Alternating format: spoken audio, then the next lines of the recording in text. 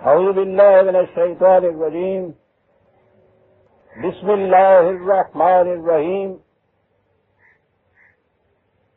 عزیزان ایمان، آج اپریل 1975 کی 13 تاریخ ہے اور درس قرآن کریم کا آغاز سورہ النحل کی آیت 91 سے ہو رہا ہے. سابقہ آیات میں یہ بتایا گیا تھا کہ یہ جو بار بار قرآن میں کہا گیا یا نبی اکرم صلی اللہ علیہ وسلم کی زندگی میں وحی کی روح سے متواتر، یوں کہیے کہ آخری 6-7 سال چھوڑ دیے جائیں تو 15-16 سال سے یہ جو کہا جا رہا تھا کہ باطل کے نظام کی بنیادوں میں خرابی کی صورت ہوتی ہے، وہ قائم رہ نہیں سکتا. اور جب یہ بات کہی جا رہی تھی تو ایک طرف تو عرب کے دائیں بائیں دو نظام تھے، دو نہیں نظام تو ایک ہی تھا، مملکتیں دو تھیں. ایک طرف کسرا کی مملکت جسے ایران کہا جاتا تھا، دوسری طرف قیصر کی مملکت روم یا بازنطینی حکومت. اس دور میں ساری دنیا میں یہی دو مملکتیں تھیں جو بلند ترین تہذیب و تمدن اور نظام کی دائی تھیں اور مظاہر. چین کی تہذیب اس سے بہت پہلے ختم ہو گئی ہوئی تھی.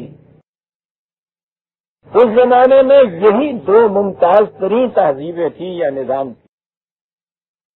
دو میں نے پھر اس لیے کہا ہے کہ دو الگ مملکتیں تھیں اور دو الگ مذاہب بھی تھے، اقوام بھی الگ تھیں، بنیاد دونوں کی ایک ہی تھی. انسانوں کی حکومت دوسرے انسانوں پر، اور وہ اپنی شدید ترین شکل میں یہ تھی اس لیے کہ یہ قدیم ترین مملکتیں تھیں. ان کی قوت کا ٹھکانا ہی کچھ نہیں تھا. یہ چھوٹی چھوٹی ریاستیں، مملکتیں، سلطنتیں جو ان کے گرد و نواح تھیں، ان کو تو کبھی یہ جرت نہیں ہو سکتی تھی کہ ان کی طرف آنکھ اٹھا کر بھی دیکھ سکیں.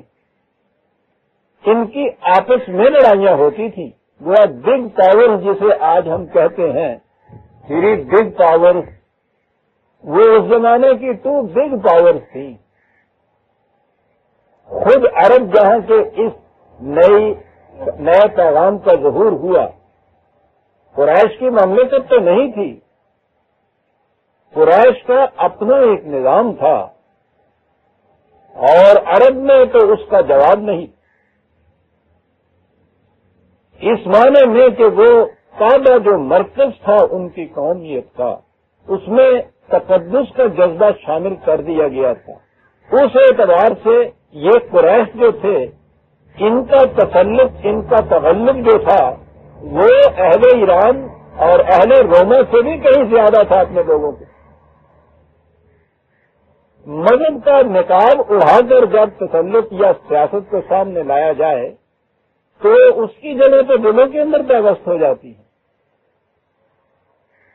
یہ جو پیغام دیا جا رہا تھا یہ اس بنیادی نظام کے خلاف تھا جس کے مظاہر یہ تینوں گوشے تھے، ایران بھی، روما بھی، اور خود قریش عرب بھی. ایک نہتا یتیم غریب وہ اٹھتا ہے اور آواز یہ دیتا ہے کہ یہ باطل کے نظام ہیں، یہ قائم رہ نہیں سکتے. اللہ اکبر.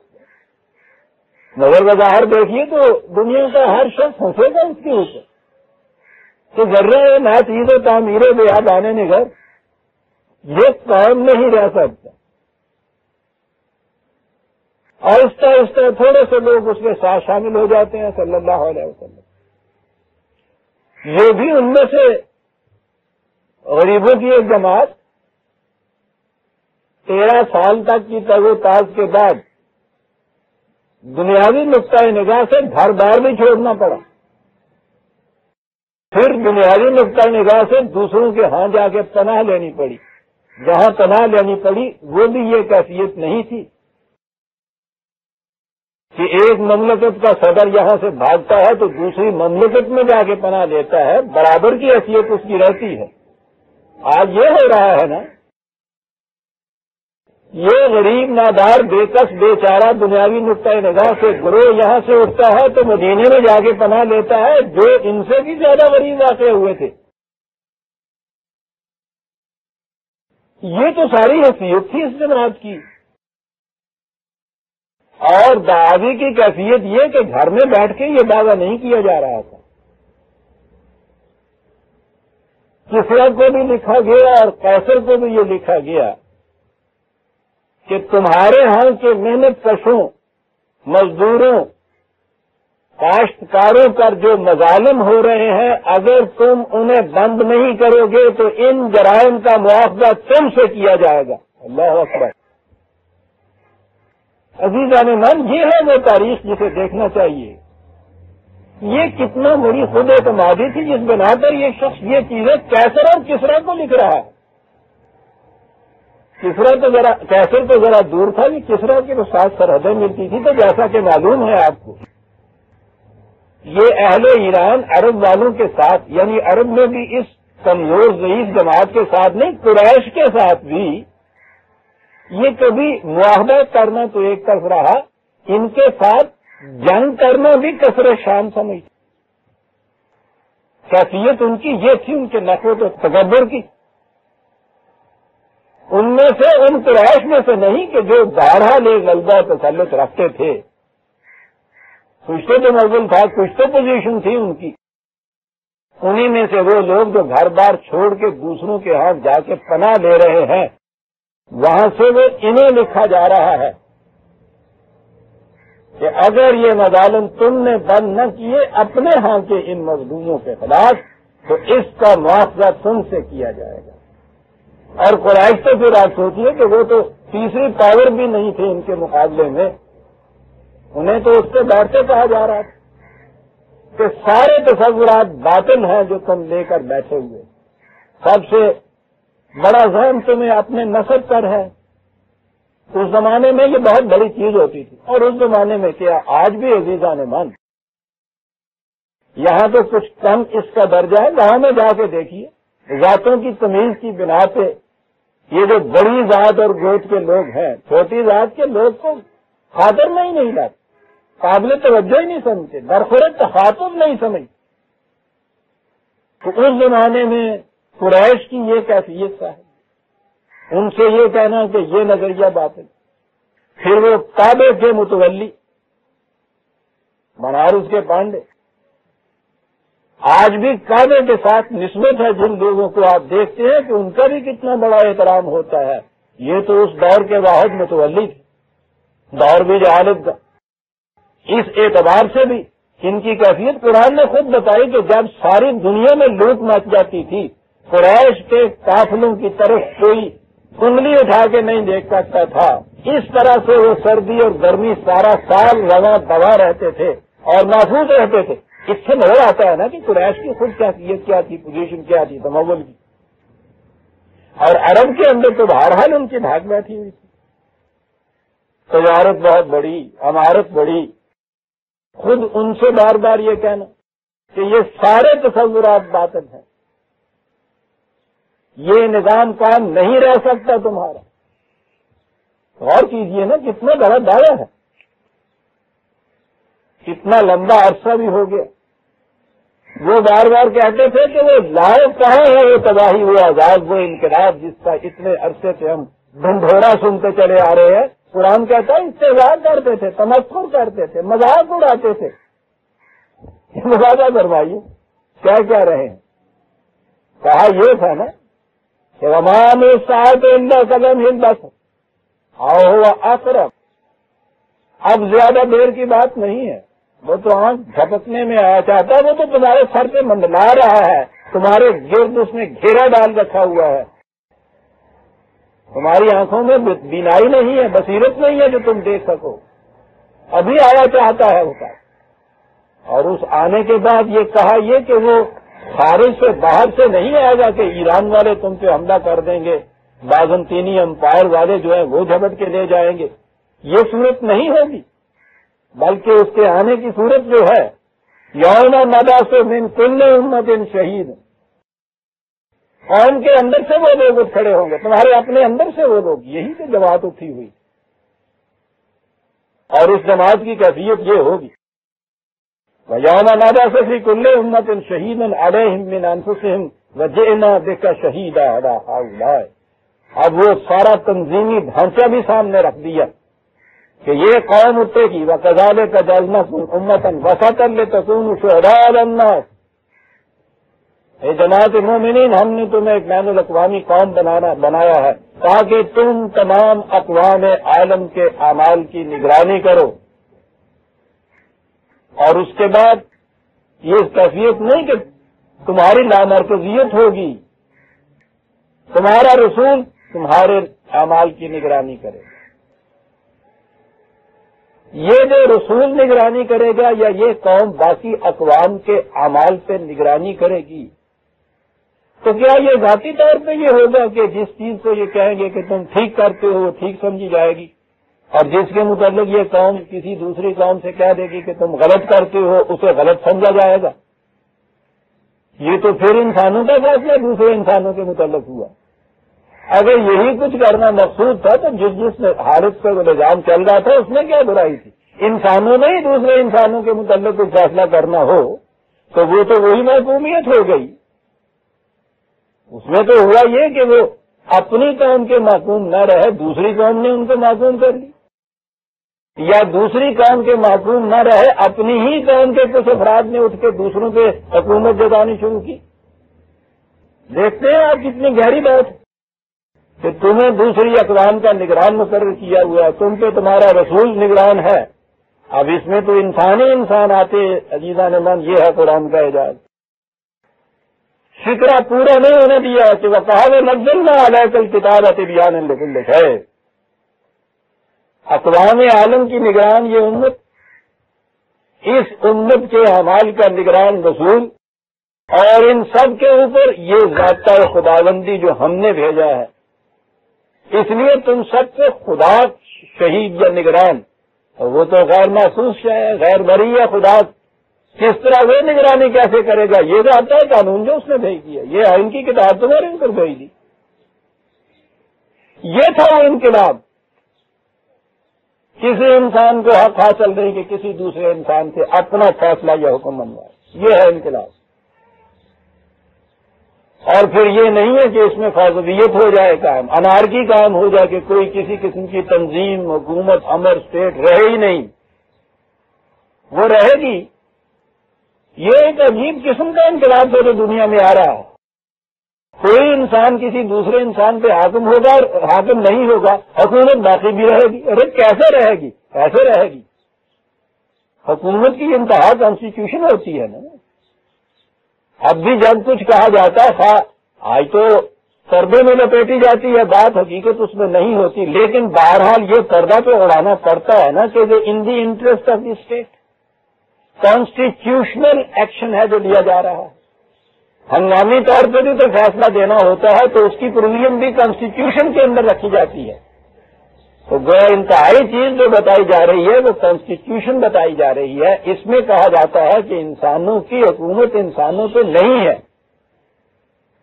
یہاں تک جو پہنچا ہے انسان، دھوکہ پھر یہی جہاں آ کے پھر دھوکہ کھا گیا یا دھوکہ دے دیا کہ کانسٹیٹیوشن بھی تو انسانوں ہی کا منتخب کردہ ہوتا ہے، انسان تو پھر بھی رہا اس میں. نظام یہ ہے کہ کسی انسان کی کسی انسان پہ حکومت نہ رہے، حکومت بھی رہے، اور ہو پھر کیا؟ انسانوں سے بالا تر ایک ہستی ہے، صاحب اقتدار. کانسٹیٹیوشن اس کا مرتب کردہ ہے. نزلنا علیک الکتاب تبیانا لکل شیء وہدی ورحمۃ وبشریٰ للمسلمین. وہ آئین محض ضابطۂ تعزیرات ہی نہیں ہے کہ جرموں کی سزائیں تجویز کی گئی ہیں اس کے اندر. خدا کی پہلی چیز تو یہی ہے کہ وہ راستوں کی رہنمائی کرتا ہے. چلنا تم نے ہے خود، سامان مشہور ہم پہنچاتا ہے، اور جو بھی للمسلمین جو بھی اس نظام کے سامنے سر تسلیم ہم کر دیں گے ان کو خوشگوار اور طیب زندگی کی بشارتیں دیتا ہے. یہ تھا وہ نظام، یہ تھا وہ انقلاب جو وہ لانا چاہتے یا جو آ رہا تھا. پوچھا گیا کہ صاحب یہ تو بتایا آپ نے کہ نظام کی شکل تو یہ ہوگی کہ کوئی انسان دوسرے انسان کو معصوم نہیں رکھ سکے گا، یہ کانسٹیٹیوشن بھی آپ نے بتا دی. ذرا اس کے نمایاں خد و خال بھی تو سامنے آئے کہ ہوگا کیا اس میں، کیا ہوگا کیا. ان اللہ یامر بالعدل والاحسان. کائنات انسانیت کے دو بنیادی گوشے ہیں عزیز عالمان، عدل اور احسان. ہمارے ہاں وہ انسانی نے آج تک بلند ترین تصور جسٹس کا ہی اپنے سامنے رکھا، صرف عدل کا.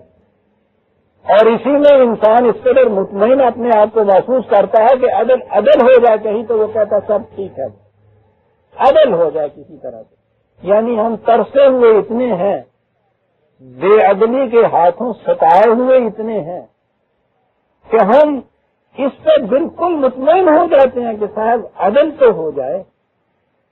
اور تکنیک یہ ہوتی ہے، یاد رکھو، بادل کے نظام کی وہ جو کہا تھا وہ شادی نے کہ کسی کو موت دے تاکہ وہ تب پہ راضی ہو جائے. یہ عجیب شخص تھا، واقعی راضی ہو جاتا ہے آدمی صاحب.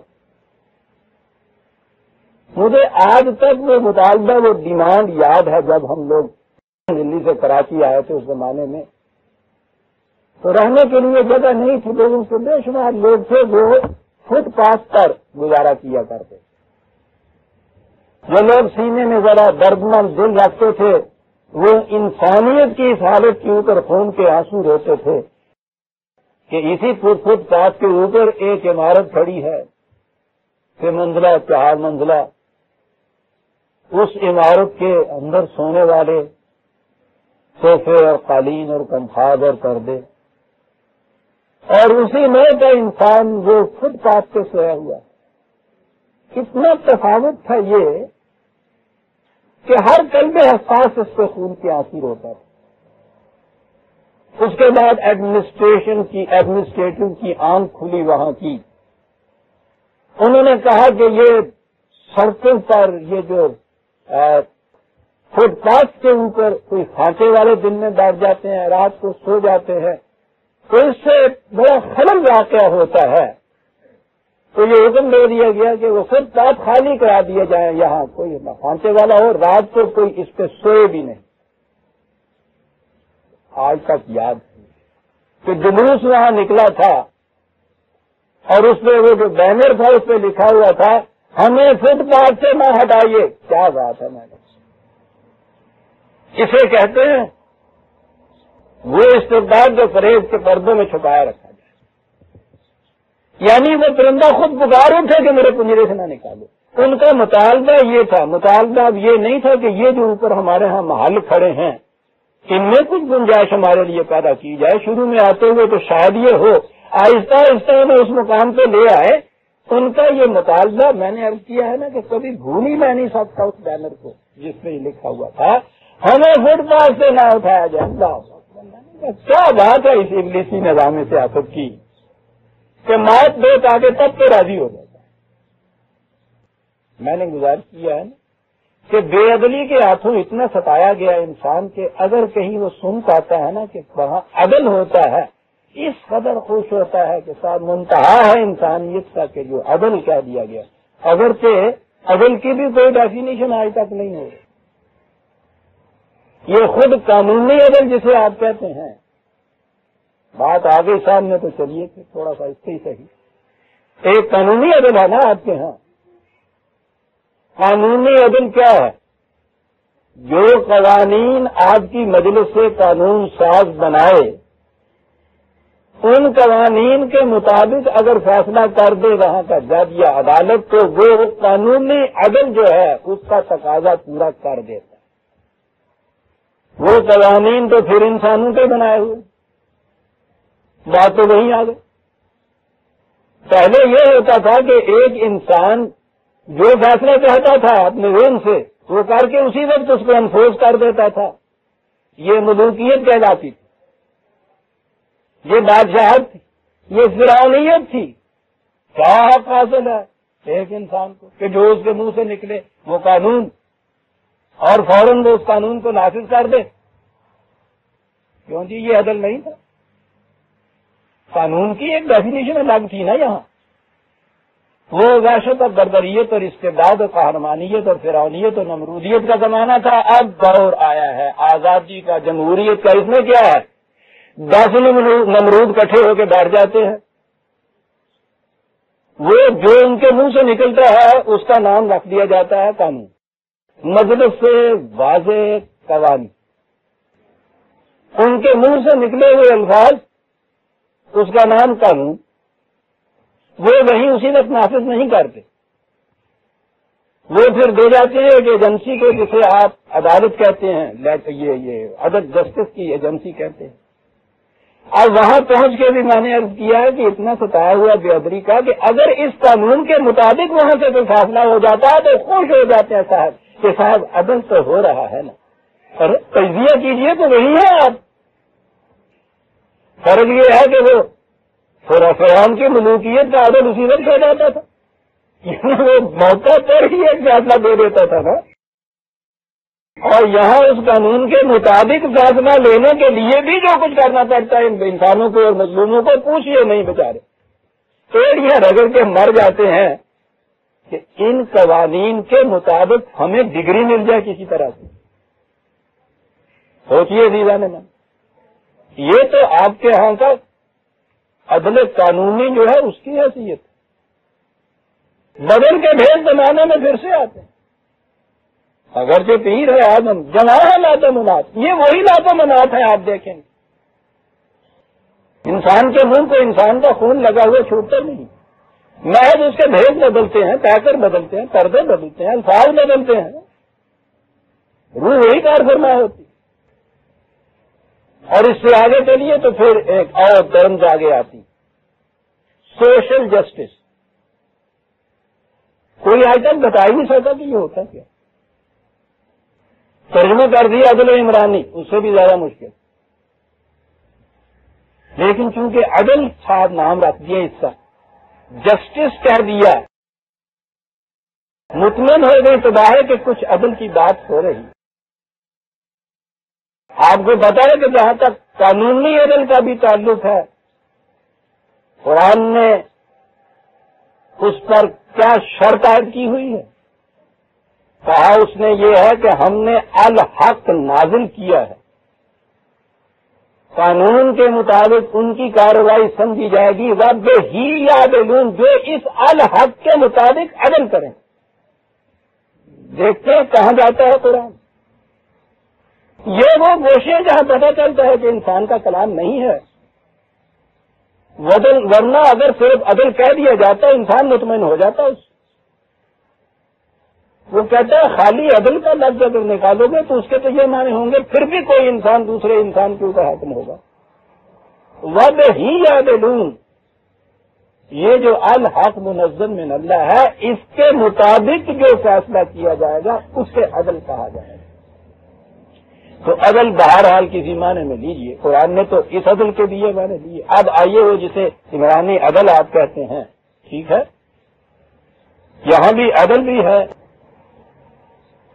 عدل کے پیمانے پھر سمٹا کے یہیں لے آئیں گے نا کہ جو کسی کا کچھ ڈیو ہے، جو کسی کا کوئی حق ہے، وہ اسے دے دیا جائے. یہ ہمارے ہاں کی زبان کے مطابق یہ ڈیو یا رائٹ یا حق ہے. ورنہ قرآن تو جس کو حق کہتا ہے وہ حق جس کے معنی ہم ٹروتھ کرتے ہیں اور وہ حق جس کے معنی ہم رائٹ کرتے ہیں، اس کے ہاں تو ایک ہی لفظ حق ہے ان کے لیے. کسی انسان کا حق جسے کہتے ہیں حق وہ ہے جو حق کے ذریعے سے اس کو ملتا ہے. یعنی حق کے معنی قرآن خدا کی وہی، وہ حق کو ہی سمیٹ دیتا ہے، پہلے تو سکیڑ دیتا ہے. صاحب بتاؤ کہ خدا کی وہی، خدا کا قانون تمہیں کیا دیتا ہے ایز آف رائٹ جسے آپ کہتے ہیں. لیکن یہ جو کچھ ہے یہ تو پھر عدل ہے، کسی کا کوئی ڈیو دے دینا. اور اگلی بات یہ ہے کہ اگر جو اس کا ڈیو آپ کہہ رہے ہیں، جسے آج کہتے ہیں کہ صاحب مزدور کی مزدوری جو طے کی جائے وہ دے دینا جو ہے اس کا یہ عدل ہے. جو بھی اس سے طے ہوا ہے، جو مقرر ہوا ہے، وہ عدل ہے. یہ جتنی ایجیٹیشن آپ کے یہاں مزدوروں کی طرف سے ہوتی ہیں، وہ کہتے یہ ہے نا کہ ہمارا ڈیو، ہماری اجرت، ہمارا معاوضہ، ہماری ویجز یہ کم ہے، زیادہ کیجئے. زیادہ اناؤنس کرنے کے بعد وہ ان کا رائٹ ہو جاتا ہے، اس کو دے دیا جائے تو اسے یہ عدل کہہ دیا جاتا ہے. کل ہی ایک بندہ مزدور یہ بات کہہ رہا تھا راستہ چلتے ہوئے کہ جی یہ ٹھیک ہے، مہنگائی کے عوض میں یہ ایک اضافہ ہوا ہے 25 روپے کا. وہ کہہ رہا تھا کہ جی میرے پڑوسی کے میاں بیوی اور 2 بچے ہیں، یہ 25 روپے کا اضافہ ان کے لیے تو کچھ اضافہ ہوگا، میرے 11 بچے ہیں.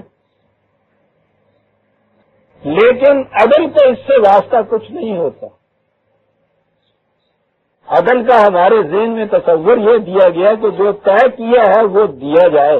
مزدور کی مزدوری 10 روپے روز اگر ہے، وہ اگر اس کو دے دی جاتی ہے تو عدل کا تقاضا پورا ہو گیا. 10 روپے میں اگر اس کے 11 بچے پلتے نہیں ہیں تو یہ عدل کا تقاضا، ذمہ داری نہیں ہے کہ وہ اسے بھی دیکھے. وہ کہتا ہے کہ اس نظام میں اتنی سی بات ہی نہیں ہے کہ عدل ہے. اس نظام کا دوسرا گوشہ احسان ہے کہ جو کمی کسی میں رہ گئی ہے وہ پوری کرے. اور پھر اس نظام پہ کہیں عمل کس طرح سے ہوگا یہ لوگ کہا کرتے ہیں ایتائے ذی القربیٰ. اس نے کہا کہ یہ بات پہلے ہی دن نصب العین عالمگیر انسانیت کی ربوبیت کا نہ رکھ لیجئے، منتہا تو اسے رکھیے. ابتدا جو ہے اپنے گرد و پیش سے شروع کیجیے. ذی القربیٰ جمع میں یہی نہیں ہے کہ وہ صرف رشتہ دار جو آپ کے ہاں ہیں وہی، جو بھی یعنی یوں یونٹس بنا لیجئے نا، یہ قابل عمل پروگرام بن جائے گا کہ قریبی جو ہیں ان کے یونٹس بن جائیں، ان میں یہ چیز دیکھی جائے عدل اور احسان ہو رہا ہے. چھوٹے چھوٹے یونٹس، یہ مختلف مقامات پر جو مسجدیں تھیں وہ اس کام کے لیے تھی کہ یہ جو ذی القربیٰ ہیں وہ ارد گرد والے وہ وہاں بیٹھ کے دیکھ لیں کہ عدل احسان ہو رہا ہے یا نہیں. یہ ایک طرف حکم ہے کہ یہ کیا جائے اور روکا جائے کس چیز سے، فحشاء والمنکر والبغی. بڑی جامع چیز ہے، میں نے پچھلی دفعہ ان کے متعلق کہہ دیا تھا. فحشاء کے معنی، فحش کے معنی عربی زبان کے اندر بخل ہوتا ہے. اور جیسا میں نے عرض کیا تھا عربوں کے ہاں تواضع اور کریم ہونا تو بہت بڑا شرف تھا، اس کے مقابل میں بخیل ہونا ان کے ہاں اتنی بڑی برائی تھی کہ بے حیائی کے لیے لفظی بخیل ہونا تھا ان کے. یعنی وہ کہتے یہ تو بخیل تھے تو کہتے یہ تو بڑا بے حیا ہے. حیا کا تقاضا ان کے ہاں تواضع اور فراخ حوصل کی اور وسعت قلب تھی. منکر کے معنی ہے کہ یہ جو کچھ انسان اپنے لیے سمیٹے، عقل فریب کار اس کے جواز میں دلیلیں جو دام پہنچاتی ہے اسے کہا جاتا ہے نہ کرو. یہ اتنے فریب کار کہے گی کہ تو اپنی سنبھالتا ہے نا اور نال کی ٹھیک ہے میاں کل تیرے سے تو وقت پہ آ جائے گا، مانگتا پھرے گا، کون تیری مدد کرے گا. دیکھو نا کتنی جائز یہ تو شانتی کو مر جانے میں نے کہتے ٹھیک ہے بیٹا ہوتا ہے. والبغی جو حدود مقرر کی گئی ہیں ان سے تجاوز نہیں کیا جائے. بڑا جامع لفظ یعظکم لعلکم تذکرون. یہ باتیں یوں تمہارے سامنے لفظ باز یہاں سے نکلا ہے، اس زمانے تو یہ ایک قانونی حیثیت کی چیزیں سامنے لانا ہوتا ہے. ان چیزوں کو سامنے رکھو، نظام کی بنیادیں یہ ہوں گی اور اگلی بنیاد مسلسل چل رہی ہے. عزیزان من آج کا درس جس آیت سے شروع ہوتا ہے، کیا حکم دیا اس نے؟ اوفوا بعہد اللہ اذا عاہدتم. بڑی چیز، جو عہد تم نے خدا سے کیا ہے اسے پورا کرو. ویسے تو عہد اور وعدہ جو ہے ایک ہی معنی میں قریباً آتا ہے. یہ جو بات بھی کسی سے طے کی جائے، لیکن عہد یا جس سے معاہدہ کا لفظ نکلا ہوا ہے وہ طرفین کی طرف سے ہوتا ہے. وہ دو کے درمیان ادھر سے بھی کچھ ہوتا ہے، کچھ ادھر سے ہوتا ہے. یہ جو عہد اللہ ہے نا، وعد اللہ کے الفاظ بھی قرآن کریم کے اندر بہت آئے ہیں، خدا کے وعدے. لیکن عہد کے معنی وہ جانبین کی طرف سے، دونوں پارٹیز کی طرف سے کچھ ہوتا ہے. اور یہ وہ عہد ہے جس عہد کے بعد ایک غیر مسلم مسلمان ہوتا ہے. ہمارے ہاں اول تو کوئی شرط ہی نہیں، یہ جو ہم الحمدللہ پیدائشی مسلمان ہیں، تو ہم نے تو مسلمان ہونے کے لیے کچھ کیا ہی نہیں. ہم تو مسلمان ہیں، یعنی مسلمان ہونے کے لیے کچھ نہیں. حالانکہ قرآن کے اندر ایمان کے لیے جہاں بھی آپ دیکھیں گے ورب کا سیکھا ہے، فعل کا سیکھا ہے، یہ کرنا پڑتا ہے. من آمنا باللہ، یہ ہم تو پیدائشی مسلمان ہیں، یہ آمنا وہ جو ایمان لائے خدا پہ، ہم تو نہیں لائے ہیں. لگا لگا ہے کہ تو جاننا ہے. کبھی آپ نے سوچا کہ یہ ہماری حالت یہ کیوں ہے؟ یعنی ہم ایمان لائے ہوئے نہیں ہیں. عجیب چیز.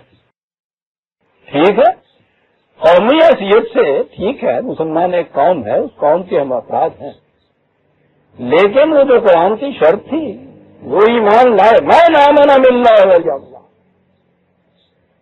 زیادہ سے زیادہ ہمارے ہاں جو کبھی ہوتا ہے وہ تو کلمہ شہادت پڑھا دیتے ہیں نا، اشہد ان لا الہ، وہ بھی جو غیر مسلم آتا ہے اس کے لیے ایک رسم ہے کہ اس سے کلمہ پڑھاتے ہیں. ہمارے ہاں بھی یہ رسم جو تھی، اب تھی میں کہہ رہا ہوں، وہ نکاح کے وقت کلمہ پڑھایا کرتے، تو آہستہ آہستہ وہ بھی گھس گھسا گئی رسم. کچھ عرصہ دیکھا کہ وہ منہ پہ نہیں سی چڑھ دے لفظ جڑے ہوں سب پہلے تو ڈالے تو منہ پہ نہیں سی چڑھ دیتے، تو بعد ماڈرن ٹائپ کا جڑا ہے نکاح پڑھانے والا جڑا ہے منہ پہ بھی نہیں چڑھ دے. ملا نے پٹھان سے کہہ دیا کہ اگر کسی ایک کافر کو تم مسلمان کر دو گے تو جنت میں 70 حور تم کو مل جائے گا. وہ کہنے لگا بڑا موج ہوا، کہنے لگا یہ بات ٹھیک ہے، بہت سستا کام ہے. ڈھونڈتا رہا کہیں مل گیا کہ میرا کافر جو ہے آگے بجا رہا، آگے بیٹھ گیا. وہ بیٹھ گیا اس کی شادی کے اوپر. کہو کیا بات ہے، کیا کہنے مسلمان ہو تم؟ کہتا ہے بہت اچھا جی میں ہو جاتا ہوں. وہ کیا کروں؟ وہ کہنے لگا کلمہ شہادت پڑھو. کہنے لگا میں تو ہندو، مجھے نہیں آتا، بتاؤ مجھ کو میں پڑھوں. کہنے لگا تو مجھے بھی نہیں آتا. وہ کہنے لگا کیسے مسلمان ہوں؟ تو مجبور ہو گیا. کہنے لگا کیا کر ہمارا 70 پورے مفت میں چلا گیا. وہ آتا تو اسے بھی نہیں. تو وہ نکاح والی رسم جو ہے وہ بھی ماڈرنائز ہو گئی ہے. اس وقت یہ ہوتا تھا، کبھی کبھی گونج آیا کرتی تھی، کلمہ شہادت نظر آتا تھا تو لو بھائی انا للہ ہوا کوئی ایک وقت. اب آپ دیکھیں گے یہ باتیں عزیزان من بڑی آبزرویشن کی ہوتی ہیں. میت کے ساتھ بھی آپ دیکھیں گے کہ کلمہ شہادت تو کہا جاتا ہے، آگے جو ہے نا اشہد ان لا، آپ دیکھیں گے کہ کہیں ایک آدھ منحنی سی مرجھائی ہوئی سی آواز تو کچھ آتی ہے. پورے مجمع سے یہ آواز بھی نہیں آتی. رسمیں بھی آپ کے ہاں کی جو ہے مٹی چلی جا رہی. بات یہ کہہ رہا تھا کہ ایمان جو ہے وہ تو ایمان لانا ہوتا ہے، یہ کچھ کرنا پڑتا تھا.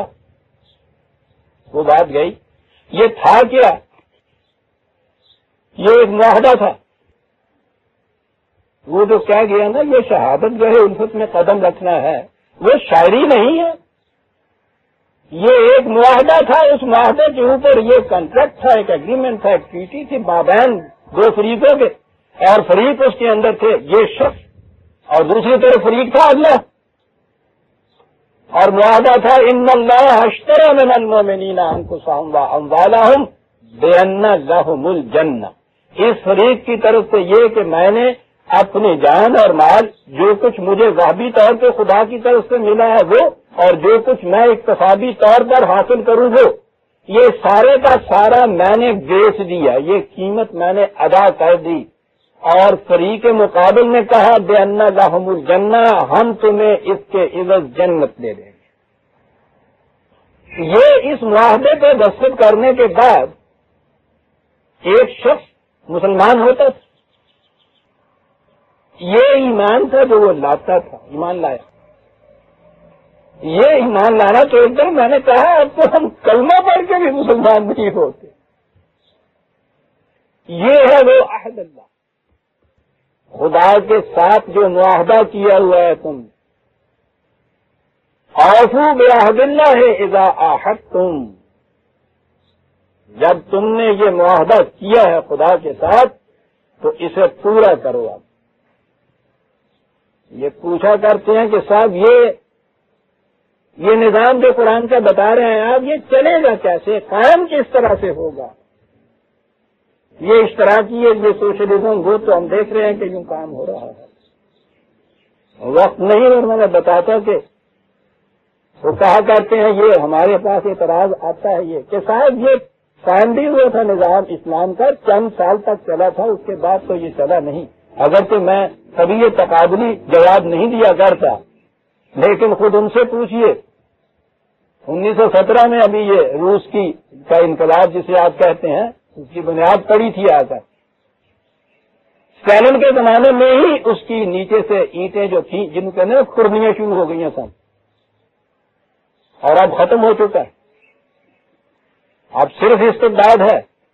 اتنے کا نام اشتراکیت یا سوشلزم رہ گیا کہ پیداوار کے ذرائع اسٹیٹ کی تعلیم میں یا ملکیت میں آ جاتے ہیں. بس پھر میں دوہرا دوں کہ بات جو کی تھی مارکس نے کہ انسانیت کی فلاح تو اس دن ہوگی جب یہ نظام قائم ہو جائے گا کہ ہر شخص اپنی استعداد کے مطابق پوری محنت کرے، اس محنت کے محاصل کو وہ اپنی ملکیت نہ سمجھے، اور نظام جو ہے وہ اس کی ضروریات زندگی کو پورا کرے. اس نے کہا تھا کہ یہ ہے بنیاد. اور پھر میں نے عرض کیا تھا نا کہ ڈسکشن موجود ہے، اس کی پارٹی میں یہ ڈسکشن ہوئی تھی کہ یہ ہے تو اسے پھر لانے کے لیے کیوں نہیں قدم اٹھاتے. اس نے کہا کہ یہ تو میں کہہ سکتا ہوں کہ یہاں تک کہ انسانیت کی گدا ہے، لیکن یہ قابل عمل کس طرح ہوگا یہ میں نہیں کہہ سکتا، میرے ذہن میں نہیں یہ بات آتا. اس لیے برسبیل تنزل اس نے کہا تھا کہ یہ سوشلزم ہی کم از کم شروع کر دو، پرائیویٹ ہاتھوں سے پراپرٹی تو نکال لو. یہ ہے جس طرح سے یہ سوشلزم آئی تھی. یہ قرآن ہے جو اس نظام کو قائم کر سکتا ہے کہ اس پارٹی میں داخل وہ ہوتا ہے جو یہ معاہدہ کرتا ہے، لکھ کے دے دیتا ہے کہ میرا مال پراپرٹی ضائع نہیں بلکہ جان تک بھی میں نے بیچ دی. صاحب آج بیچ دی. اب یہ خریدار کی ثواب دید پر منحصر ہے کہ وہ کہہ دے کہ ٹھیک ہے صاحب ذرا ابھی رکھیے، میں اگوں سودا لاؤں گا، آن کے واپسی تو لے لینا. یہ جو مومن کے پاس رہتی ہے نا یہ چیز، یہ صرف اس وقت تک رہتی ہے جب تک وہاں سے آواز نہیں آتی کہ لے آنا میں وہ ہماری چیز جو ہم نے خرید، تم نے جو بیچی تھی تمہارے پاس رکھی تھی.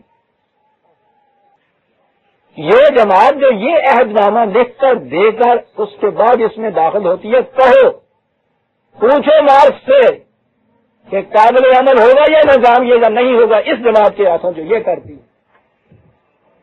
تم نے تو فریق ثانی اسٹیٹ کو قرار دیا.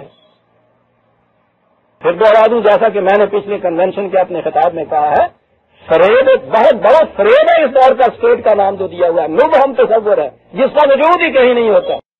پردہ اٹھائیے تو پیچھے سے پھر چند افراد صاحب اقتدار آپ کو نظر آئیں گے. وہ کیا کرتا بیچار، تیرا پتہ نہ پائیں تو ناچار کیا کرے. مارکس نے یہ کہا کہ برسبیل تنزل میں یہ کہتا ہوں کہ اس چیز کو لے آؤ اسٹیٹ کے حوالے کر دو. اسے یہ بھی معلوم نہیں تھا کہ اسٹیٹ بھی تو بالآخر یہ چیز ہوگی. وہ اسٹیٹ جب اسٹالن بنا ہے، خروشیف بنا ہے، تو آپ دیکھیے کیا حشر وہاں ہوا. یہ فریق مقابل یہاں جو ہے وہ خدا ہے. اور آپ کو پتا ہے کہ ایک طرف جب اس معاہدے میں یہ لکھا گیا اوفوا بعہد اللہ اذا عاہدتم، اور آگے ہے ولا تنقضوا الایمان بعد توکیدہا وقد جعلتم اللہ علیکم کفیلا. بڑی بات کہ اب تم نے یہ معاہدہ کیا ہے اور اقرار تمہارا یہ ہوا ہے تو یاد رکھو اس کو توڑنا نہیں، پھر نہیں جانا اس سے. تم نے تو خدا کو اس میں اپنا ضامن بھی قرار دے دیا ہے، اور خدا وہ ہے ان اللہ یعلم ما تفعلون، وہ جانتا ہے کہ تم کیا کچھ کرتے. فریق ثانی وہ ہے. یہ تاکید تو ہے جی اس فریق کے متعلق. آپ کو معلوم ہے کہ جب اس دور میں ہمارے یہاں فریق ثانی اسٹیٹ بنتی ہے، انسان بنتے ہیں، تو آپ اس اسٹیٹ سے پوچھ نہیں سکتے کسی معاملے کے متعلق، وہ ساورن ہوتی ہے۔ ساورنٹی کے معنی یہ ہوتی ہے اکاؤنٹیبلٹی ٹو نن، وہ کسی کے سامنے جواب دہ نہیں ہوتی، ساورن کہتے ہیں اس کو، تو وہ تو جواب دہ نہیں ہوتی۔ وہ جو وعدے آپ سے کرتی ہے اسٹیٹ، وہ وعدہ خلافی کرتے چلے جائیں، آپ پوچھ نہیں سکتے۔ جب وہ کہیں کہ اب وہ ذرا ایمرجنسی میں بدل گئی صورت جو پہلے دی گئی تھی، آپ اس پر چیلنج نہیں کر سکتے۔ بات چیلنج کیجیے، وہ کہیں گے یہ بھی انٹرسٹ آف دی اسٹیٹ میں ہے۔ بڑے غور و فکر کی چیزیں عزیزان من، جب یہ کہنا ہو کہ یہ باطل کا نظام ہے تو بتانا ہوگا، ہمیں سمجھنا چاہیے ہمیں کہ باطل کا نظام کیسے آپ کہتے ہیں۔ شکیں، قوانین، ٹریٹیز، الفاظ تو وہی ہوتے ہیں کہ جو آپ کے نظام کے اندر ہوتے ہیں۔ یہاں بھی وعدے کیے جاتے ہیں، انڈرٹیکنگ دی جاتی ہیں، قانون بھی بنتے ہیں، رائٹس بھی دیے جاتے ہیں فریق ثانی کو۔ لیکن سوال تو یہ ہے کہ جب اس کی خلاف ورزی ہوتی ہے، کوئی وعدہ پورا نہیں کرتی وہ اسٹیٹ جسے آپ کہتے ہیں، تو آپ اس کا کہیں سے دامن پکڑ سکتے ہیں، گلوگیر ہو سکتے ہیں، آپ پوچھ سکتے ہیں اس سے کہ یہ ایسا کیوں نہیں کیا گیا۔ تم سے تو ہر وقت وہ پوچھے گی، تم نے یہ معاہدہ کیا تھا، یہ عہد کیا تھا، یہ وعدہ کیا تھا، پورا کرو۔ یہ جتنی چیزیں بھی قانون کے مطابق کرائی جاتی ہیں، یہ وہ وعدے ہیں نا جو آپ لوگوں نے ایک مملکت میں جب آپ رہتے ہیں تو پہلی چیز یہ کہتے ہیں کہ میں اس مملکت کے کانسٹیٹیوشن کا پابند رہوں گا، یہ آپ وعدہ کرتے ہیں، معاہدہ لکھ کے دیتے ہیں۔ جہاں اس کی خلاف ورزی ہوتی ہے وہیں گرفت ہو جاتی ہے، پولیس ہے، فوج ہے، عدالتیں ہیں، جیل خانے ہیں۔ یہ اسی باز پرس کے مختلف ذرائع ہیں نا۔ یہ جو ادھر کا فریق ہے، کبھی اس کے پاس بھی یہ صورت ہے کہ ادھر سے اگر وعدہ خلافی ہو تو وہاں بھی پوچھا جائے۔ سورن ہوتی ہے اسٹیٹ، نہیں پوچھ سکتے۔ خدا سے بڑا سورن بھی کوئی اور ہو سکتا ہے دنیا میں؟ سورن ہونے کا تو حق ہی اسے پہنچتا ہے حقیقت میں۔ غور کیجیے اس کی سورنٹی کا تصور آپ کے ذہن میں۔ لیکن اس قادر مطلق نے جب یہ آپ سے معاہدہ کیا ہے اور آپ سے وہ کہہ رہا ہے کہ اسے پورا کرو، تو دوسری طرف پتہ ہے اپنے متعلق اس نے کہا کیا کہا؟ اس نے کہا یہ ہے، سنیے عزیزان من، آپ پوچھتے یہ ہے اسلامی نظام کی خصوصیات کیا ہوتی ہیں۔ یہ کہا تھا نا کہ انا لہم الجنہ، تمہیں جنت دی جائے گی۔ میں بھی عرض کروں گا کہ یہ جنت صرف اخروی زندگی کی جنت نہیں ہے، اس دنیا کی جنت ہے ساتھ ہی اس کے۔ یہ ہے نا اس کی طرف سے جو وعدہ ہے۔ 25ویں سورت 15ویں آیت لے لیجیے، جنت ہی کی بات ہو رہی تھی نا۔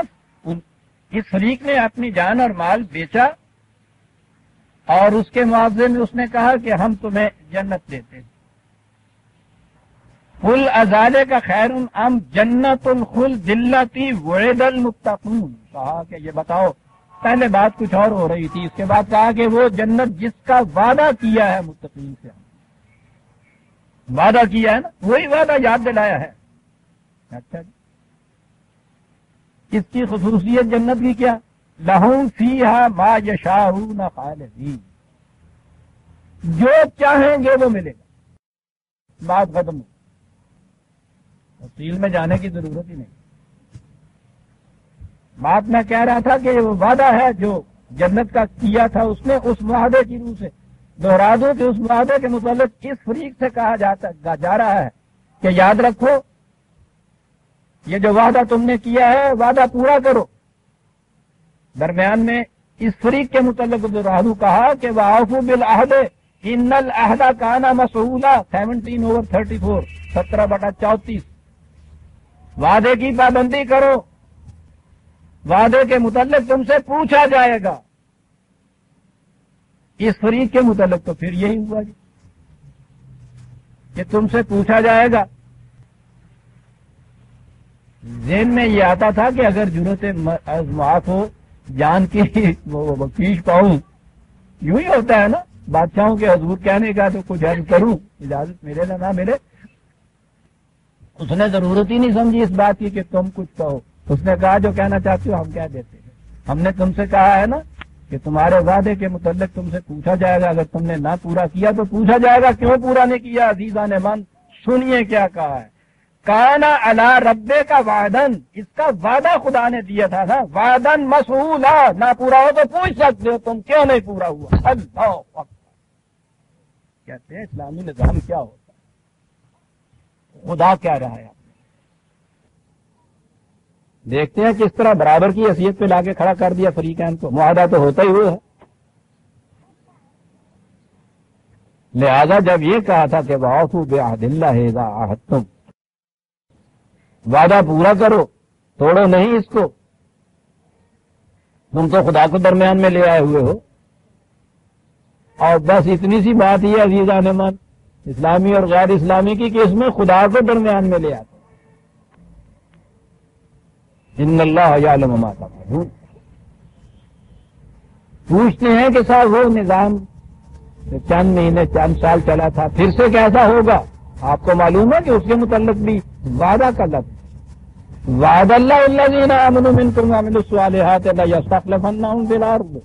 ہمارا وعدہ ہے تم یہ ایمان لاؤ، یہ معاہدہ کرو، اس کے بعد وہ کچھ کرو جو کچھ ہم تمہیں کہہ رہے ہیں. ہم تمہیں اسی دنیا کے اندر وہ مملکت دیں گے جس کی نظیر کہیں نہیں مل سکے. وانتم الاعلون ان کنتم مومنین. وعدہ ہے ہمارا، یہ کرو. اس کے بعد اگر یہ نہ پورا ہو، سوال ہی نہیں ہے نہ پورا ہو. اس نے کہا لا یخلف المیعاد، ہو ہی نہیں سکتا کہ وعدہ خلافی ہم کریں. ان وعد اللہ حق، یہ کہا وہ بالکل پکے اور سچے وعدے کہ جی ٹھیک ہے کہ جی اگر نہ، یعنی یہ بسرد محال والی بات ہے. فریقین کو مطمئن ہونا چاہیے نا اس بات پہ. وہی کہہ دیا کہ اگر یہ چیز نہ ہو تو کانا مسئولا، پوچھا جا سکتا. یہ جو مسلمان اس قدر ذلت و تباہی میں نتے ہوئے ہیں، وعدہ اس کا یہ تھا نا کہ ایمان و عمل صالح سے یہاں وہ مملکت ملے گی کہ جس میں تم سب پہ غالب ہوگے، کوئی تمہارا مقابلہ نہیں کر سکے گا.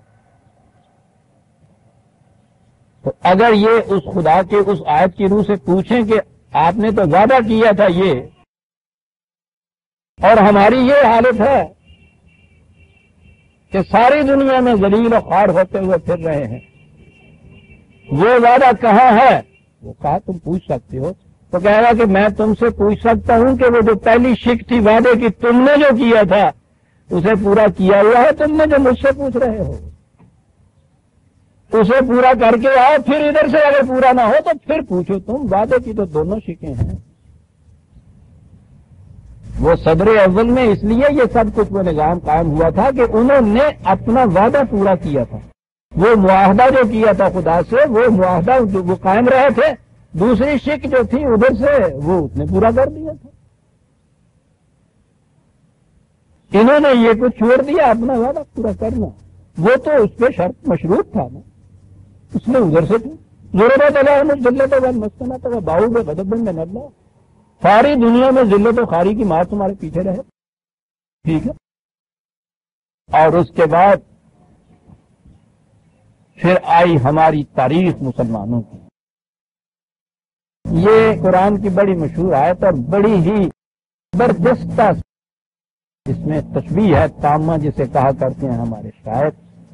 کہا یاد رکھو یہ کیفیت نہ تمہاری کہیں ہو جائے کہ ولا تکونوا کاللتی نقضت غزلها من بعد قوت انکاسا. اس بڑھیا کی طرح نہ ہو جانا کہ سارا دن محنت و مشقت سے وہ سود کاٹتی رہی، اور جب شام ہوئی تو اپنے ہی ہاتھوں سے سود بھی جڑی چھلی سی اور اٹی بھی نہیں سی بنی، اسے اپنے ہاتھوں سے بکھیر کے رکھ دیا، ٹکڑے ٹکڑے کر کے رکھ دیا اپنے ہاتھوں سے. من بعد قوت، بڑی محنت سے سود کاٹا تھا. عزیزان من، یہ جو جنت ملی تھی میں نے عرض کیا ہے نا، اسی دنیا سے وہ جنت شروع ہو جاتی ہے. یہ جو جنت یہاں ملی تھی،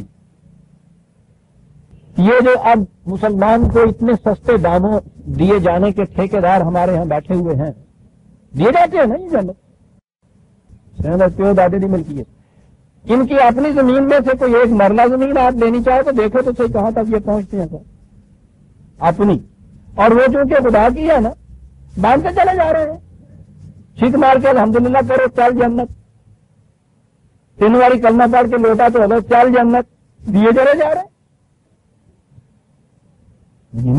پلے تو کی دینا ہے، میں دسے نا بھی پلے ہوئے نا کہ زمین کا کوئی ٹوٹا ذرا لے کے دیکھو نا، میرے عظیم خدا کی جنت بانٹنا ان کے ہاتھ میں تمہیں بڑھنی پئی پوری جان نہیں، یہ لوٹے تو جنت لگ گئی ہے، دودھے کا مال جو ہے، اور ہر طرف سے یہ ہو رہا ہے مسلمان کے ساتھ، ادھر سے وہ خدا کی وہ جنت بانٹ رہی ہے، ادھر سے جو آئے دن اعلانات ہوتے رہتے ہیں نا اتنی وہاں گرانٹ دی، اتنا اتنے دے دیا، اتنا اتنا دے دیا، وہ بھی تو وہ اپنی جیب سے تھوڑا دیا جا رہا ہوتا ہے۔ تو میں کہہ رہا تھا کہ خدا کی جنت جب ان کے ہاتھ میں آئی تو اتنے سستے داموں پر دی، اور خدا نے جب یہ دی مقابل میں کون تھا عزیزان من، جس کے متعلق اب یہ عقیدہ پیدا کیا جا رہا ہے کہ ان کی سفارش سے امت کو جنت ملے گی۔ عزیزان من 23 سال کی زندگی ان صعوبات اور مشکلات اور پریشانیوں کے اندر گزاری ہے صاحب، خون بہ گئے، اینٹیں پڑی، پتھر پڑے، گھر بار سے نکالے گئے، 82 جنگیں لڑی، احد کے میدان کے اندر بس حفاظت کر لی تھی صحابہ نے تو بچ بھی گئے، ورنہ وہاں تو جان بھی چلی، چھلنی ہو گئی صاحب زندگی کا، سارا جسم زخموں سے ٹوٹ۔ کس کے ساتھ یہ ہو رہا ہے؟ عظیم ترین ہستی کائنات کی، جس کے بعد خدا نے ایسی ہستی بھیجنی بند کر دی، اس کے ساتھ یہ ہوا کہ 23 سال تک یہ کچھ کرو، تو اس کے بعد اسے کہا کہ ہاں تم حقدار ہو جنت کے صاحب۔ کیا سمجھتا ہے یہ مسلمان؟ لوٹوں اور تسبیحوں سے تو اسے بھی جنت نہیں ملی، یوں ملی تھی، ساری زندگی اس میں گزر گئی، اور وہ جو پھر قرآن نے خود اس کی شہادت دی ہے کہ خود دل میں یہ آرزو اٹھی کہ یا اللہ میری ساری زندگی ان تکلیفوں اور صعوبات کو برداشت کرتے گزر جائے گی یا میں اپنی آنکھوں سے بھی کچھ دیکھ لوں گا۔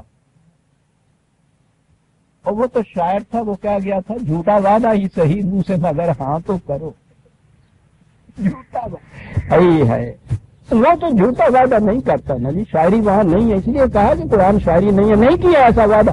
عزیزان من، اس حضور کی آرزو پہ میں آپ اپنی بات یہ کہہ رہا ہوں، سچی میرے دل میں یہ بات آتی تھی کہ تھوڑی سی رعایت تو برت ہی دینی چاہیے۔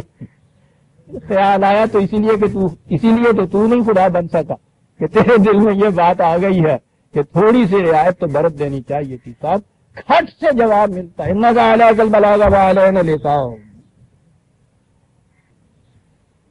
تم اپنا کام کیے جاؤ جو تمہارے سپرد کیا ہوا ہے۔ فصل میں کب دانے پکیں گے یہ ہمارے قانون کے مطابق ہوگا، یا اللہ، یہ ہے وہ جنت۔ لیکن وہ جو ان وعد اللہ حقن ہے، جو وہ کہتا ہے ہم وعدے کی خلاف ورزی نہیں کرتے، جب وہ چیز جو پہلے عہد اللہ کے ساتھ انہوں نے پوری کی تھی، پھر آپ دیکھیے کس طرح سے یہ وعدے پورے ہوئے۔ عزیزان من، تاریخ انسانیت اس قسم کے انقلاب کی مثال نہیں پیش کر سکتی وہ جو اس دور میں ہوا۔ انسانیت کی تاریخ کسی دور میں، کسی ملک میں، کسی قوم میں ایسا انقلاب نہیں آیا جیسا اس میں آیا۔ یہ کیا ہوا تھا؟ یہ ایک معاہدہ تھا جس کی دونوں شکیں پوری ہوئی ہیں تو پوچھو نہیں، انتم الاعلان کی چیز ہے اس کے اندر، مومن بالائے ہر بالا درے، قرآن نے لفظ اعلان کہا ہے، سب سے اونچ بالائے ہر بالا درے۔ کیا بات ہے اس شخص کی بھی، غیرت او برنا تابد ہم سرے، کسی کا آگے بڑھ جانا تو ایک طرف رہا تو اس کی غیرت تو کسی ہم دوست کو بھی نہیں ساتھ چلنے کے لیے اجازت دیتی ہے۔ یہ وعدہ تھا نا خدا کا، ان کنتم مومنین، ٹھیک ہے تم یہ معاہدہ پورا کرو، ہم وہ پورا کریں گے۔ یہ ہے قرآن، یہ ہے خدا کے وعدے جو اس نے کیے ہوئے ہیں۔ وَلَا تَكُونُوا كَالَّتِي نَقَضَتْ غَزْلَهَا مِن بَعْدِ قُوَّةٍ أَنْكَاثًا، ہے اس بڑھیا کی طرح نہ ہو جانا، سارا دن محنت سے سود کاٹا، خود اپنے ہی ہاتھوں سے پھر اس کو ریزہ ریزہ کر دیا۔ أَتَتَّخِذُونَ أَيْمَانَكُمْ دَخَلًا بَيْنَكُمْ أَن تَكُونَ أُمَّةٌ هِيَ أَرْبَىٰ مِنْ أُمَّةٍ۔ عجیب چیز ہے سر، کہتا یہ جو آپس میں تم وعدہ خلافیاں کرتے ہو، روز مکرتے ہو، افراد ہی نہیں اقوام کی بات یہاں آ رہا ہے۔ آپ کو پتا ہے کہ دور حاضرہ کی یہ جو ابلیسی سیاست ہے، اس میں سب سے بڑی رد جو پڑتی ہے وہ معاہدات اور ٹریٹیز پہ پڑتی ہے۔ یہ روز آپ چیختے رہتے ہیں نا کہ صاحب دیکھیے معاہدہ شملہ کے اندر یہ لکھا ہوا تھا، باہر سے کہتے ہو تم یہ کیا کر رہے؟ پچھلے سال ابھی انہوں نے وہ سکم والوں سے وہ وعدہ کیا تھا کہ پروٹیکٹڈ اسٹیٹ تمہاری باقی رہے گی، آج وہ جز بن گئی ہے بھارت کا، چیخ رہے ہو سارے، وعدہ کیا ہوا معاہدہ موجود ہے، ٹریٹی موجود ہے، بکتے رہو۔ قانون تو یہ ہے جس کی لاٹھی اس کی بھینس ہے، یہ ہے مکیاولی سیاست۔ اس کی شک یہ ہے، وہ دا پرنس پڑھنے کی کتاب ہے عزیزان من، اگر آپ نے سمجھنا ہو نا کہ یہ دنیا میں ہو کیا رہا ہے، چھوٹی سی کتاب ہے۔ یہ جو اس دور کی ابلیسی سیاست کی بائبل ہے وہ دی پرنس ہے مکیاولی کی،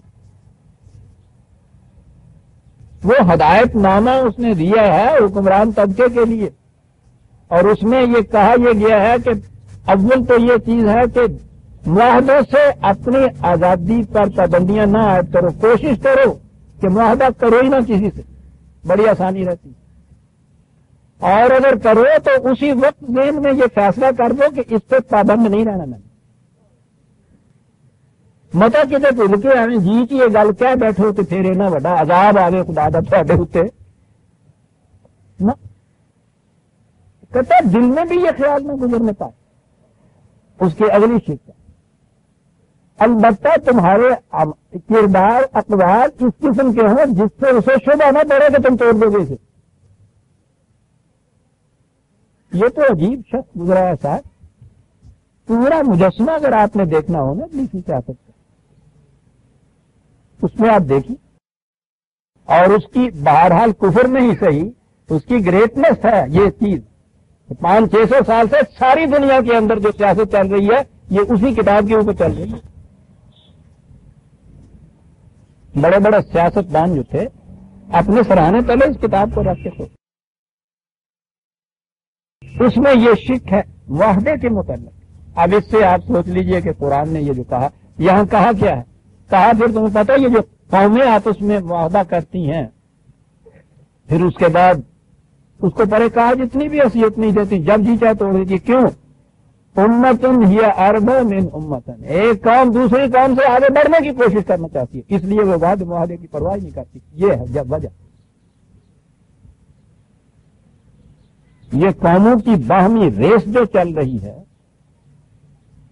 اس وقت یہ عہد شکنی ہوتی ہے نا، معاہدے کی کوئی پرواہ نہیں کی جاتی اس وقت جب وہ ایک قوم دوسری قوم سے اور آگے بڑھنا چاہتی ہے۔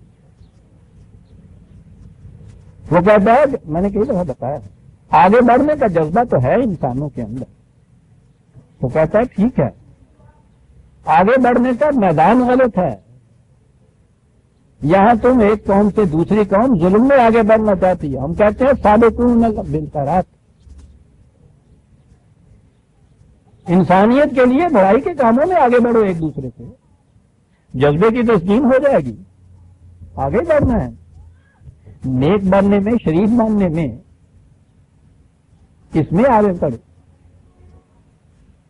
وہ سابقون تو وہاں یہ ہے، سابقو بالخیرات کسی کے ذہن میں ہے، جی ہاں بڑھنا ہے تو خیرات کے کاموں میں آگے بڑھو، یہی انما یبلوکم اللہ بہ، وہ کہتا ہے کہ خدا اس طرح سے اظہار حقیقت کرتا جاتا ہے، بلاؤ کے معنی ہوتا ہے کسی بات کو ظاہر کرنا، نمایاں کرنا، یہاں یہ باتیں ظاہر کرتا ہے یہ نظری طور پر تھیوریٹیکلی کہ یہ چیزیں یوں ہوتی ہیں، اس طرح سے نہیں کرنا، والا یبینن لکم یوم القیامت ما کنتم فیہ تختلفون، اور جب یہ ظہور انقلاب ہوگا اس دنیا میں ہو یا مقافات عمل کے لیے اگلی زندگی کے اندر ہو، قیامت کا لفظ قرآن کریم میں ان دونوں کے لیے آیا ہے۔ یہ اس دنیا کے اندر بھی یوم یقوم الناس لرب العالمین جہاں یہ کہتا ہے کہ یہ جو نظام ہے قرآن جس کو بتا رہا ہے، یہ نظام یہ اس دن قائم ہوگا جس دن انسانیت ربوبیت عالمینی کے لیے کھڑی ہو جائے گی۔ یہ اس دور کی قیامت ہے، وہ ہوگی حق کی میزان کھڑی ہو جائے گی۔ اس میں سب سے پہلی چیز یہ ہوگی وامتاز الیوم ایھا المجرمون، او مجرمون الگ ہو جاؤ شریفوں کی بستیوں سے، ملے جلے مت رہو، تمہارے فریم میں آ جاتی ہے دوسرے شریف انسان جو ہے، اس لیے کہ بھیڑیے اور بکری کو تو دور سے پہچانا جاتا ہے۔ انسان جب بھیڑیے کے لباس پہن کے، وہ انسان کا نقاب ہے کہ جب بھیڑیا آتا ہے تو پھر نہیں پہچانا جاتا۔ ہم ہر ایک کو انسان ہی سمجھتے ہیں، اور یہ قیامت یہی ہے کہ پہچانا نہیں جاتا۔ اگر آپ کو پہلے سے پتہ چل جائے تو حفاظت کا سامان کر لیں۔ اس معاشرے کی خصوصیت یہ ہے وامتاز الیوم ایھا المجرمون اور یعرف المجرمون بسیماہم، کیا بات ہے، ایسا یہ ہو جائے گا کہ مجرم اس کی پیشانی سے پہچانا جائے، یہ ہے بدماش۔ پھر انسان دھوکے میں نہیں رہتا۔ سام کی شکل میں سامنے آئے تو کبھی بھی نہیں آپ اس کے دھوکے میں رہتے، کبھی بھیڑیے کے قریب آپ نہیں جاتے۔ بکری کے سر میں پیار دیتے ہیں آپ، ان کی شکلیں مختلف ہوتی ہیں۔ یہاں بھیڑیا اور بکری دونوں انسان کی شکل میں ہوتی ہیں، پتہ ہی نہیں آپ کو چلتا جب تک وہ کھا ہی نہیں جاتا۔ آپ یوم القیامت ما کنتم فیہ تختلفون، اب وہاں یہاں پھر وہی سوال پیدا ہوا وہ جو ہمیشہ ایسے مقام پہ قرآن پہ آ جاتا ہے کہ اگر یہ نظام ایسا عمدہ ایسا اچھا انسانیت کی فلاح و بہبود کے لیے ایسا خوشگوار، اس پر ادھر سرتا تا رحمت، تو پھر خدا نے یہ انتظام خود ہی کیوں نہ کر دیا کہ 10 انسان بنائے ایسے ہوں کہ وہ اسی قسم کا نظام قائم کرنے والے ہوں۔ اس نے بکریوں تو بکریاں بنا دیا نا آپ ہی، وہ ظلم نہیں کر سکتی، انسانوں کو بھی ایسا کیوں نہ بنا دیا، ہمیشہ یہ خیال آتا ہے۔ اور ایسے مقام پہ جہاں قرآن یہ دونوں تقالب سامنے لاتا ہے اس وقت یہ آیت ضرور لے آتا ہے اس قسم وَلَوْ شَاءَ اللَّهُ لَجَعَلَكُمْ أُمَّةً وَاحِدَةً۔ ٹھیک ہے، ہمارے مشیت کے پروگرام میں ہوتا تو ہمارے لیے یہ کچھ مشکل ہی نہیں تھا کہ ہم سارے انسانوں کو ایسا بنا دیتے، مشیت میں یہ کیوں نہیں تھا؟ کہا اس لیے کہ مشیت کے پروگرام میں اب ایک ایسی مخلوق تھی دنیا میں بھیجی جس کو صاحب اختیار اور آدم نے بنایا تھا۔ وہ آدم کا تو تعارف ہی معصیت سے کراتا ہے۔ آدم کا جو پہلا ذکر آپ کے ہاں آتا ہے وہ یہ نہیں ہے کہ اس کو کہا گیا اور وہ پھر آنکھیں بند کر کے سر جھکا کے بغیر اختیار و ارادے کے اس کی طرف لگ پڑا۔ ملائکہ کے متعلق تو یہ ہے نحن نسبح بحمدک ونقدس لک۔ آدم کے متعلق یہ چیز ہے کہ اس نے کہا کہ یہ نہ کرنا اور اس نے وہ کچھ کیا، یہ ہے تعارف آدمی کا، اختیار اور ارادہ، اور یہی چیز ہے شرف آدمیت عزیزان من کہ ظلم اور تعدی کا اختیار رکھتے ہوئے، قوت رکھتے ہوئے ظلم و تعدی نہ کرے اور دوسرے کے ساتھ عدل اور احسان کرے۔ اگر یہ اس کا اختیار ہی نہ ہو تو اس میں شرف کا ہے کا، اس میں نیکی کا ہے، گداگر تواضع کنت رکوع ہے۔ یہ ہے ایک خدا کے تخلیقی پروگرام میں یہ ایک نیا مرحلہ، نئی منزل آئی ہے۔ اس سے پہلے کی مخلوق میں اختیار و ارادہ نہیں تھا۔ کبھی آپ اس کی تعریف نہیں کرتی کہ صاحب بکریاں بہت نیک شریف واقعہ ہوئی ہیں، کبھی نہیں کاٹتی کسی کے ساتھ، کبھی بھی سوال ہی نہیں۔ اگر خدا کی مشیت میں یہ ہوتا تو ہم ایسا کر سکتے تھے، لیکن یہ آگے 4 لفظ آتے ہیں اور بڑی دلچسپ چیز ایک سامنے آتی ہے، لیکن وَلَٰكِن يُضِلُّ مَن يَشَاءُ وَيَهْدِي مَن يَشَاءُ۔ آئیے آپ ترجمے آئے آپ کے سامنے، وہی ترجمہ اٹھا لیجئے گا، اس میں یہ لکھا ملے گا، یہ میرے سامنے بھی اس میں یہ ترجمہ ہے، ہر جگہ یہ لیکن یعنی خدا اگر چاہتا تو سب کو ایک جیسا بنا دیتا، بہت اچھا جی، پھر یہ کیوں ہے کہ کچھ لوگ جو گمراہ ہیں، کچھ صحیح ہدایت پہ ہیں، کچھ نیک ہیں، کچھ بد ہیں، کچھ ظالم ہیں، کچھ مظلوم ہیں، یہ پھر کیوں ہے؟ آگے آنا چاہیے تھا نا. ولیکن یضل من یشاء ویہدی من یشاء ترجمہ ہوتا ہے تو وہ جسے چاہتا ہے گمراہ کر دیتا ہے، جسے چاہتا ہے نیک بنا دیتا ہے. اچھا جی، اس لیے ایک جیسا نہیں بنا. دلیل وہ کہتے دیکھیے نا، بھیڑیے کو اس نے خونخوار بنایا نا، جسے چاہتا ہے خونخوار بنا دیتا ہے. بکری کو اس نے ممیانے والا بنا دیا ہے نا، بڑی نیک ہوتی. جسے دیکھا نا، یہ ہے وہ خدا کی مشیت کے مطابق. بھیڑیا یہ نہیں کہہ سکتا کہ مجھے کیوں پھاڑنے والا بنا دیا. بکری یہ نہیں کہتا، وہ اس کی مشیت میں یہ ہے.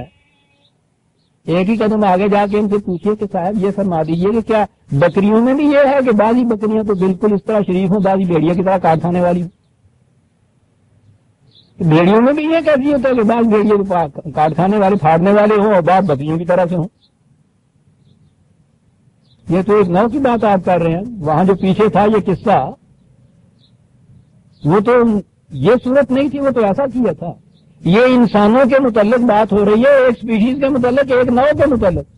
اس میں ہی یہ بات قابل اعتراض ہوئی تھی کہ پھر یہ کیوں ہے صاحب کے بعد لوگ بڑے بیچارے بڑے ظالم ہوتے ہیں، دوسروں کو تکلیف اور دکھ دے کے خوش ہوتے ہیں، قہرمانیت ان کے اندر ہوتی ہے.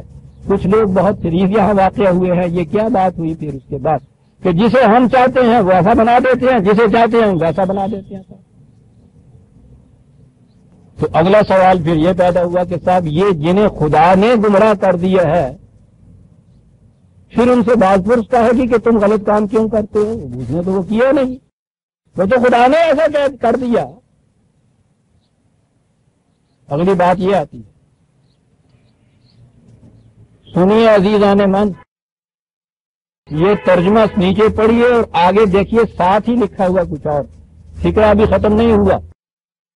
یضل من یشاء ویہدی من یشاء، ترجمہ پڑھتا ہوں. جسے چاہتا ہے گمراہی میں چھوڑ دیتا ہے اور جسے چاہتا ہے ہدایت کرتا ہے. اور آگے ہے وَلَتُسْأَلُنَّ عَمَّا كُنتُمْ تَعْمَلُونَ، اور ضرور تم سے وہ پوچھے گا کہ تم نے ایسا کیوں کیا. یا اللہ، گالن کرنے والی نہیں آگی ڈاڈے کا ستیویں ساؤ کہ پوچھے کہوں کہ آپ ہی یہ کہہ دیا ہے کہ جسے وہ چاہتا ہے گمراہ کر دیتا ہے، جسے چاہتا ہے وہ ہدایت دے دیتا ہے، صحیح راستے پہ لگا دیتا ہے. اور یہ بھی نہیں کہ کسی دوسری جگہ جا کے کہا ہو کہ چلو اس وقت تو ان کے ذہن میں نہیں بات آئے گی، جب وہاں پہنچیں گے دیکھا جائے گا. وہی کہا ہے وَلَتُسْأَلُنَّ، ضرور ہے، عربی جاننے والے جانتے ہیں، یہ ضرور ہے یہ بات کہ تم سے پوچھے گا، سوال کیا جائے اما کنتم تعملون، جو کچھ تم یہاں کرتے اس کے متعلق تم سے بات پرس ہوگی. بات پرس ہوگی، وہ پہلے تو آپ نے یہ کہہ دیا. اور پھر یہ پہلی چیز تھی کہ ساتھ ہماری مشیت میں ہوتا تو ہم ایک جیسا انسانوں کو سب کو بنا دیتے، وہ ایسا بھی نہیں بنایا. یہ کچھ کیا، کسی کو گمراہ کر دیا، کسی کو ہم نے نیکوکار بنا دیا. آگے پھر یہ چیز پوچھیں گے ہم ضرور تم سے کہ تم نے ایسا کیوں کیا. اندازہ لگائیے عزیزان من، دنیا کے سامنے اس کتاب کو آپ خدا کی کتاب کہہ کے پیش کرتے ہیں. سیدھی سی بات وہاں کہی ہوئی ہے کہ اعتراض یہ تھا کہ خدا نے پھر انسانوں کو سب کو اپنی مشیت سے ایسا کیوں نہ بنا دیا کہ سب کے سب نیک ہی ہوں یہاں، کیوں نہ ایسا کر دیا. کہا کہ ہماری مشیت میں ہوتا ہم ایسا کر سکتے، لیکن ہم نے خدا سا نہیں کیا. ہم نے جب انسان کو اختیار و ارادہ دیا ہے، عزیزان من، ترجمہ ان آیتوں کا ولیکن یضل من یشاء ویہدی، جو چاہتا ہے وہ صحیح راستہ اختیار کر لیتا ہے، جو چاہتا ہے غلطی پہ چلنا وہ غلطی پہ اختیار کر دیتا ہے. وہی سی من یشاء، جو چاہے. کہا یہ چیز تو دی ہم نے اختیار و ارادہ کی، لیکن اس سے آپ کو تمہیں معلوم ہے ذمہ داری کتنی ہے تم پہ عائد ہو گئی. یہ ذمہ داری تسألن عما کنتم تعلمون، اب ہم تم سے پوچھیں گے کہ تم نے یہ راہ کیوں اختیار کی. بات ہو گئی، ہوئی نا خدا کی کتاب. اب اسے حق ہے پوچھنے کا. بھیڑیے سے وہ پوچھے گا ہی نہیں کہ تم کیوں پھاڑ کھاتے تھے دوسرے. شام سے وہ پوچھے گا ہی نہیں کہ تم کیوں ڈس کے ہلاک کر دیتے تھے دوسرے. سوال ہی. یہاں بھی اگر بعض انسانوں کو وہ بھیڑیا بنا دیتا بات تو بکریاں، تو اسی طرح سے ان سے بھی پوچھنے کا سوال ہی باقی نہ رہتا۔ لیکن جب یہ چیز کہی کہ ہم نے تمہیں ایسا نہیں بنایا، تم جیسا بننا چاہو بن سکتے ہو، لیکن یہ یاد رکھو کہ پھر یہ بات نہیں ہے کہ تم سے پھر پوچھنے والی کوئی بات نہیں ہے، تم سے یہ پوچھا جائے گا کہ تم نے اس پہ ظلم کیوں کیا، ہم یہ پوچھیں گے۔ اب جسے وہ کہتا ہے نا جداہ دین سیاست سے تو رہ جاتی ہے چنگیزی، وہ کون سی بات ہے جو سیاست سے الگ ہو جائے تو پھر وہ چنگیزی بن جاتی ہے؟ وہ یہ ہوتا ہے کہ جو سب سے اونچا درجہ ہوتا ہے سیاست میں اقتدار جسے اسٹیٹ کہتے ہیں، اسے ولا تسألن عما کنتم تعملون، یہ بات اس میں نہیں باقی رہتی، کوئی پوچھنے والا نہیں ہوتا کہ تم ایسا کیوں کرتے ہو۔ یہ ہے دین کے معنی مقاصد عمل ہے۔ یہ سیاست سے الگ ہو جائے یہ ٹکڑا تو پھر وہ چنگیزی ہو جاتی۔ جب انسانوں سے کوئی پوچھنے والا نہ ہو کہ تم نے دوسرے انسان کا خون کیوں پیا، تو پھر سارے انسان بھیڑیے ہو جاتے ہیں، پھر سیاست چنگیزی بن جاتی ہے۔ ہاں، یہ ہے عزیزان ایمان وہ بنیادیں جن پر اس انقلابی آسمانی انقلاب کے نظام کی عمارت استوار ہوئی۔ خدا کے ساتھ برضا و رغبت ایک معاہدہ، اپنی جان اور مال سب کچھ اس کے ہاتھوں دے، ادھر سے اس کے مقابلے میں اس کی قیمت، یہ کرتے چلے جاؤ وہ ملتا چلا جائے۔ سوال یہ پیدا ہوا کہ پھر انسانوں کو ایسا بنا کیوں نہ دیا کہ وہ مجبوراً یہی کچھ کرتے، اس نے کہا کہ پھر یہ شرف انسانیت کے خلاف ہوتا۔ ایک طرف ہم اس کو اختیار و ارادہ دیتے، دوسری طرف اس کا اختیار و ارادہ یوں سلب کر لیتے، مینا سبت ہو دائرہ۔ یہ بات نہیں ہے، ہم نے سلب نہیں کیا، اپنی مرضی سے اب یہ جو کچھ بننا چاہے یہ بن سکتا ہے۔ لیکن اگلی بات یہ ہے کہ اس سے اب پوچھا جائے گا کہ تم نے ایسا کیوں کیا۔ اب سوال یہی رہ جاتا ہے کہ یہاں اس نظام باطل کے نظام کے اندر تو کوئی پوچھتا نہیں ہے، اسی لیے یہ چنگیزی ہو جاتا ہے کہ پوچھنے والا کوئی نہیں ہوتا۔ تو اب سوال یہ ہوا کہ پھر انسان جو ہے ان سے بالا تو کوئی نہ رہا، اس نے کہا کہ یہ بات نہیں ہے، یہ سارا نظام تو انسانوں کا، انسانوں سے بالا ایک قوت ہے جسے خدا کا قانون مقافات عمل کہتے ہیں۔ وہ جو یہ بات اس نے کہی تھی خدا کے متعلق کہ خدا جانتا ہے، ان اللہ یعلم ما تفعلون، تو وہ بات جو ہے خدا کی وہ سلب نہیں ہو گئی، اس کا قانون مقافات عمل جو ہے وہ جاری و ساری ہے۔ انسان اپنے لیے کوئی نظام بھی بنا رہے، باطل کے نظام میں ہر شخص بھی ان میں سے جرائم پیشہ کیوں نہ ہو جائے اور اگر وہ سمجھے کہ اب مجھے کوئی پوچھنے والا نہیں تو غلط ہے۔ ایک اور قانون ہمارا کار فرما ہے، وہ یہاں بھی کار فرما ہے، اور اس کے بعد زندگی مسلسل آگے چلتی ہے، وہاں بھی وہ کار فرما ہوگا کہ جو بھی نظام غلط بنیادوں پہ اٹھے گا اس کا نتیجہ تباہی ہوگا۔ اس دنیا میں ہمارے نظام ہمارے قانون کی روح سے ہوگا تو اس میں دیر لگے گی تمہارے حساب و شمار، تم خود اٹھ کھڑے ہوگے اس معاہدہ کرنے والی قوم سے کہا، تم اٹھ کھڑے ہوگے اس معاہدے کے بعد تو وہ نظام وہ انقلاب تمہارے حساب و شمار سے دنیا میں کام ہو جائے اور پھر یہ چیز آگے بھی چلے گی، مقافات عمل یہی نہیں ختم ہو جاتی۔ یہ ہے وہ بنیادیں عزیزان من جس کو یہ استوار ہے، یہ ہے وہ معاہدہ جس کی روح سے یہ ایک جماعت وجود میں آتی ہے جو خود پہلے اپنے قرب و جوار میں اس نظام کو قائم کرتی ہے، پھر وہ شہداء علی الناس بنتی ہے،